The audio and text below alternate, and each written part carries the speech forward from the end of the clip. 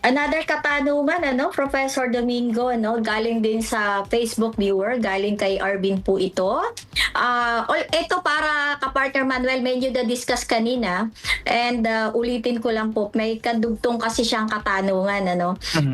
Sabi po dito, paano ko po ba dapat i-handle ang mga empleyado ko na unproductive? Ito yung tinanong ko din kanina.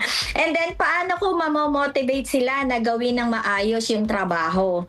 Apektado na po kasi ang pangalan ng kumpanya ko dahil sa hindi maayos nilang trabaho. Nawawala na din ako ng mga customer. Ayoko na din sanang mag-train na ulit ng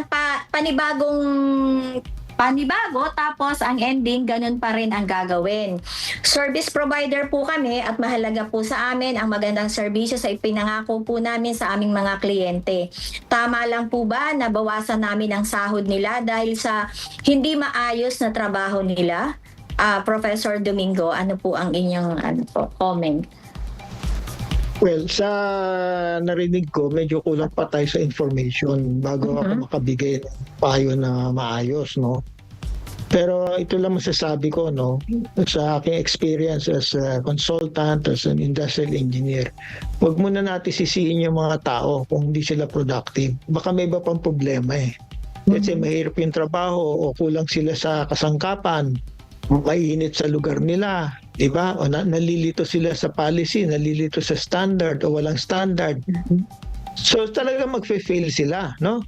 Hindi sila makaka-deliver ng serbisyo. Ang management naman, ang unang sisisihin yung tao. Ano yan, pasaway, matigas sa ulo. Yung pala, ang may problema yung management, walang sistema.